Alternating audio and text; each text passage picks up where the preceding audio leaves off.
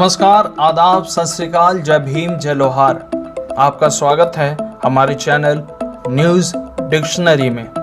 आप लोग बाबा साहेब के संघर्ष को समझने का काम करो। आप लोग साहब काशी राम के संघर्ष को समझने का काम करो। आप लोग छत्रपति साहू महाराज, आप लोग ज्योतिराव फुले, आप लोग तमाम बहुजन महापुरुषों के संघर्ष को समझने का काम करो। इस देश के अंदर जिन लोगों की 3% जनसंख्या है, चाहे वो यूपी हो, चाहे वो झारखंड हो, चाहे वो पंजाब हो, चाहे वो नॉर्थ हो, चाहे वो वेस्ट हो, चाहे वो ईस्ट हो, चाहे वो साउथ, इस देश के अंदर 6743 जातियों के लोगों के गले में हांडी और पीछे झाड़ू बांधने का काम करा था। और इन मनवादी ताकतों को, हिटलर, मोदी को, इन आरएसएस के लोगों को ये दिखा दो कि भाई हम लोग भीमा कोरेगांव के इतिहास को जानते हैं। अगर हमारे आत्मसम्मान के ऊपर, हमारे स्वाभिमान के ऊपर ठेस पहुंची, खाप पंचायतें गांवों के अंदर, ग्रामीण क्षेत्रों के अंदर बैठकर पेशाब के अंदर, जुत्ती के अंदर पेशाब रखकर हमारे लोगों को पिलाती रहेगी। आपके चैनल के माध्यम से सभी देशवासियों को सबसे पहले क्रांतिकारी जय भीम।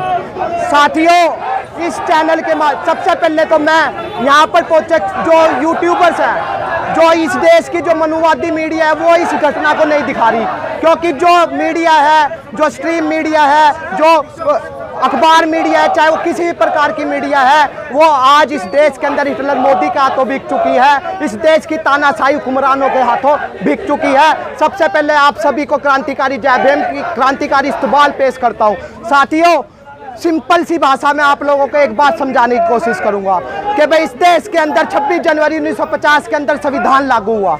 26 जनवरी 1950 के अंदर इस देश के अंदर संविधान लागू हुआ, लेकिन वो संविधान इस देश के अंदर 3% लोग, जातिवादी ब्राह्मणवादी लोगों के हाथों में वो संविधान चला गया। वो कैसे चला गया? जो इस देश का जो सबसे पहला प्रधानमंत्री था, जो इस देश का सबसे पहला प्रधानमंत्री था, जिसको आप नेहरू के नाम से जानते हैं, उस इंसान ने क्या करा? इस देश के अंदर जिन लोगों की 3% जनसंख्या है, उन लोगों को 60% लोकसभा की टिकटें दी।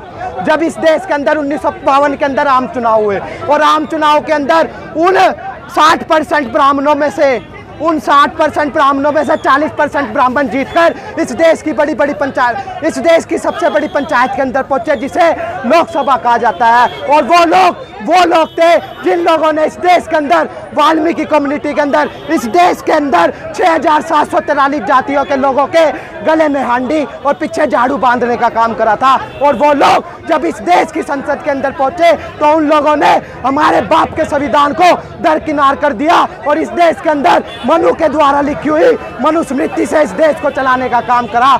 और चाहे आप लोग अंग्रेजों के जाने के बाद से आप लोग इस देश के अंदर इतिहास उठाकर देख लो, लगातार इस देश के अंदर SC, ST, OBC के ऊपर लगातार हमले होते रहे हैं। चाहे वो यूपी हो, चाहे वो झारखंड हो, चाहे वो पंजाब हो, चाहे वो नॉर्थ हो, चाहे वो वेस्ट हो, चाहे वो ईस्ट हो, चाहे वो साउथ हो। तो सम्मानित साथियों, मेरा सिर्फ और सिर्फ अपने समाज से इतना निवेदन है कि भाई आप लोग जाग जाओ, आप लोग जाग जाओ। आप लोग बाबा साहेब के संघर्ष को समझने का काम करो। आप लोग साहब काशी राम के संघर्ष को समझने का काम करो। आप लोग छत्रपति साहू महाराज, आप लोग ज्योतिराव फुले, आप लोग तमाम बहुजन महापुरुषों के संघर्ष को समझने का काम करो। अगर नहीं करोगे तो हम लोगों को ऐसे ही कैंडल मार्च करने पड़ेंगे। आज इस व्यक्ति के साथ हुआ, कल हाथरस के अंदर हुआ था, रोहित वेमुला के साथ हुआ था, और पता नहीं कैसे कैसे स्कूल, कॉलेज, यूनिवर्सिटी के अंदर खाप पंचायतें गांवों के अंदर,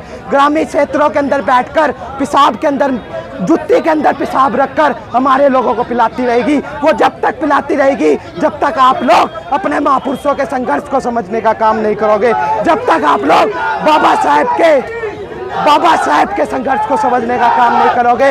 मेरा सिर्फ और सिर्फ अपने समाज से इतना निवेदन है कि बाबा साहेब के संघर्ष को समझो और इन मनवादी ताकतों को, हिटलर, मोदी को, इन आरएसएस के लोगों को ये दिखा दो कि भाई हम लोग भीमा कोरेगांव के इतिहास को जानते हैं। अगर हमारे आत्मसम्मान के ऊपर, हमारे स्वाभिमान के ऊपर ठेस पहुंची तो हम लोग भीमा कोरेगांव से भी खतरनाक वाला इतिहास इस देश के अंदर दोहरा देंगे। हम लोग अपनी स्वाभिमान की, मान सम्मान की रक्षा शांति से भी करना जानते हैं और क्रांति से भी करना जानते हैं। इसी के साथ आप सभी को क्रांतिकारी जय भीम, इनकलाब जिंदाबाद।